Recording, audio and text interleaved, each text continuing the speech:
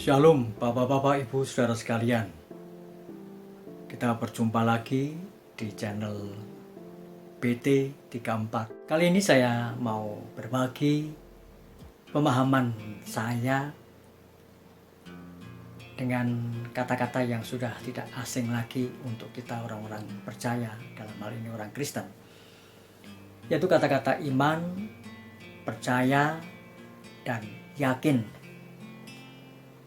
Ketiga kata ini tentu berkaitan atau berhubungan, bahkan menjelaskan satu dengan yang lainnya. Bahkan bisa menjadi bersinonim jika salah satu kata berubah dari kata benda ke kata kerja atau sebaliknya. Untuk kata percaya bisa menjadi kata benda, kita bisa menambahkan awalan dan akhiran sehingga menjadi kepercayaan, maka bisa menjadi sama dengan iman yang adalah kata benda. Demikian dengan kata yakin adalah kata kerja, kita bisa menjadikan kata benda dari kata yakin dengan menambahkan awalan dan akhiran sehingga kita kenal kata keyakinan. Itu juga bisa disinonimkan dengan kepercayaan atau dengan iman. Kata iman itu pasti terkait dengan persoalan agama atau dengan Tuhan. Sedangkan kata percaya dan yakin itu bisa berkaitan dengan Tuhan atau agama, tetapi juga seringkali dipakai untuk perbincangan, percakapan sehari-hari di dalam kaitannya dengan persoalan hidup sehari-hari, bukan dengan persoalan agama atau persoalan Tuhan. Tapi dalam segala hal yang kita bisa pakai untuk perbincangan kita dalam persoalan hidup sehari-hari. Nah, saya mau berbagi sesuai dengan yang saya pahami, khususnya perbedaan antara kata iman dan yakin. Kata iman kita seringkali temukan di dalam Alkitab kita, Perjanjian Lama dan Perjanjian Baru, khususnya Perjanjian Baru.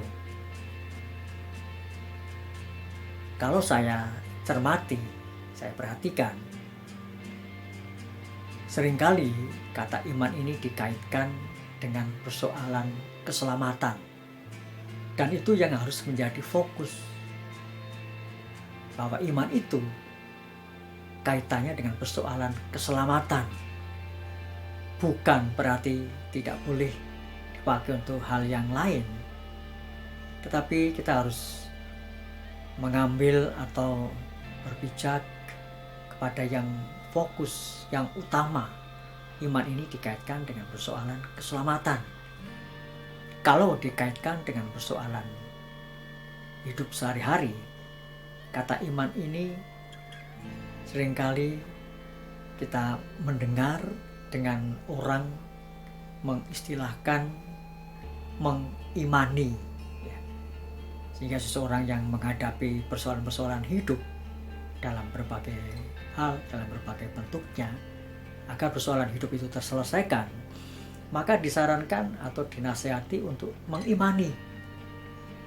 Tentu tidak salah, tetapi kalau saya mau berbagi khususnya iman ini di dalam kaitannya dengan persoalan keselamatan, dan itu banyak disebutkan di dalam firman Tuhan.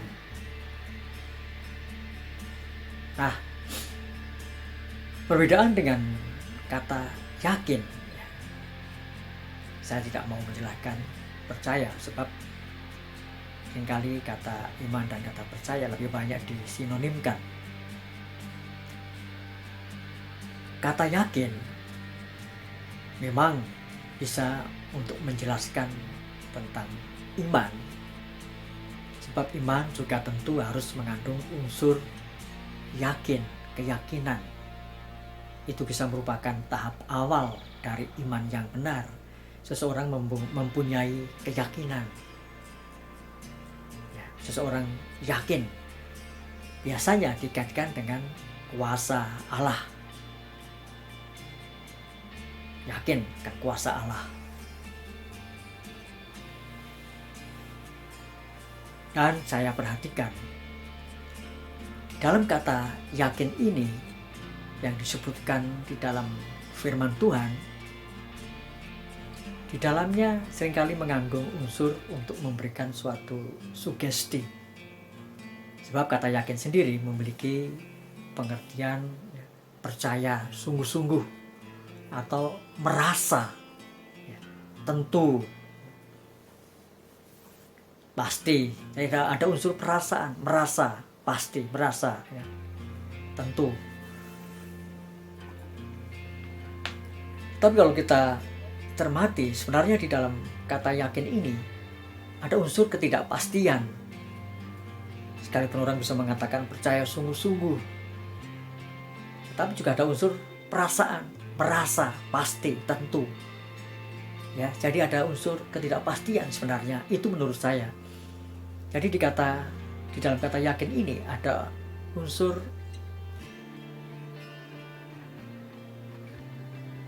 spekulasi dengan keyakinan seseorang di dalam kaitannya dengan persoalan atau dengan kegiatan orang per orang atau kegiatan manusia dewasa ini yang seringkali dikaitkan dengan permainan atau perjudian atau taruhan. Seringkali orang menggunakan kata yakin.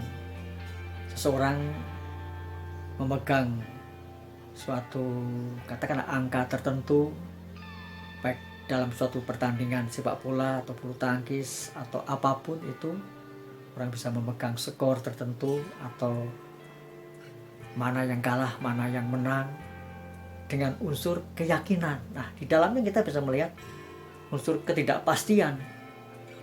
Sebab yang diyakininya itu bisa menang, bisa kalah. Angka atau skor yang diyakininya juga bisa benar, bisa salah. Demikian dalam persoalan yang lain, dengan keyakinan seseorang itu bisa benar, bisa tidak benar. Pada akhirnya akan ditemukan jawabannya.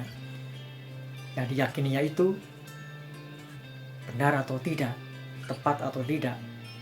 Nah, kalau di dalam ketidakpastian atau dengan unsur spekulasi ini dikaitkan dengan persoalan keselamatan, ini sangat berbahaya.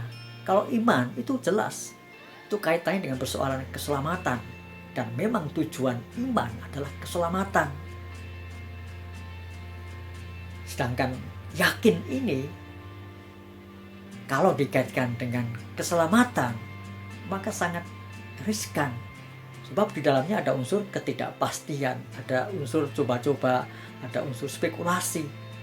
Nah, kalau untuk keselamatan ini spekulasi, ini sangat membahayakan. Nanti pada ujungnya akan menghadapi hasil, bisa selamat, bisa tidak. Nah, ini kan bukan sesuatu yang memberikan pemahaman yang benar, memberikan suatu pencerahan yang baik. Ya, seseorang bisa selamat, bisa tidak. Ada orang yang begitu yakin selamat, ya, yakin masuk surga. Tapi ingat, di dalamnya ada unsur spekulasi. Nanti bisa masuk surga, bisa tidak, bisa selamat, bisa tidak. Hanya bergantung dengan perasaannya tadi. Yang yakin ini merasa, pasti, tentu, baru perasaan. Nah, sedangkan iman ini harus merupakan suatu kepastian sebenarnya, tetapi toh tentu harus dibangun kepastian ini dari iman ini.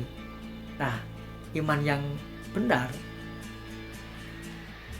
itu adalah sesuai dengan yang saya pahami, sesuai yang saya terima dengan apa yang diajarkan kepada saya. Iman adalah penurutan kepada seluruh kehendak Allah. Nah, pribadi Allah yang kita percayai, kepadanya kita menyerahkan hidup kita kepadanya untuk mempercayainya. Nah, Allah yang kita percayai itu memiliki kehendak, dan kehendak itu yang kita turuti. Nah, itulah iman. Jadi penurutan kepada seluruh kehendak Allah. Allah yang bagaimana? Allah yang kita percayai. Apa gunanya kita mempercayai Allah, tetapi segala kehendaknya kita tidak menurutinya? Nah, sebabnya iman yang benar itu adalah penurutan kepada seluruh kehendak Allah. Itu pemahaman yang saya miliki, yang saya terima karena saya diajar demikian, dan saya renungkan, dan memang itulah yang membawa kepada keselamatan. Sebab dalam suratan 1 Yohanes disebutkan bahwa hanya orang yang melakukan kehendak Allah yang akan tetap hidup selama-lamanya. Orang yang melakukan kehendak Allah sebagai Bapa, dia yang tidak mengalami penolakan oleh Tuhan Yesus. Jadi melakukan kehendak Allah ini merupakan sesuatu yang sangat penting, dan itulah iman. Seseorang mengaku memiliki iman kepada Allah, dalam hal ini lewat Tuhan Yesus Kristus, tentu harus membuktikan hidup di dalam penurutan kepada seluruh kehendak Allah, dan itu yang akan memberikan kepastian bahwa kita boleh sampai kepada Allah melalui Tuhan Yesus. Dan ini sangat memerlukan suatu perjuangan yang tidak mudah. Tetapi kita mendapatkan contoh dari pribadi Tuhan Yesus. Di dalam hidupnya dia hanya mau melakukan kehendak Bapa dan menyelesaikan apa yang diperintahkan kepadanya. Dan untuk itu pun dia belajar taat. Nah, itu sebabnya kita juga menjadi pembelajar, menjadi murid dari Tuhan Yesus, untuk belajar kita taat, belajar melakukan kehendak Bapa. Dan itulah orang-orang yang memiliki iman, bukan orang-orang yang hanya sekedar memiliki keyakinan, yakin selamat, yakin akan keberadaan Allah, yakin akan kuasa Allah. Suatu saat seseorang bisa begitu yakin akan kuasa Allah, tapi kalau Allah tidak menghendaki kuasanya dinyatakan kepada seseorang itu, tidak akan terjadi keyakinan akan kuasa Allah itu. Bukan berarti Allah tidak berkuasa, tetap Allah berkuasa, tapi kita tidak bisa memaksa dengan keyakinan. Nah, saudara kasih Tuhan, kita bisa melihat suatu perbedaan. Ini sekali lagi menurut pemahaman yang saya terima, apa yang diajarkan, dan saya bisa menerima dengan hati nurani yang baik, karena memang disebutkan banyak di dalam Alkitab bagaimana kehidupan yang memiliki iman adalah seorang yang menurut kepada seluruh kehendak Allah. Bersama-sama kita berjuang. Tuhan Yesus pasti menyertai. Haleluya. Amin.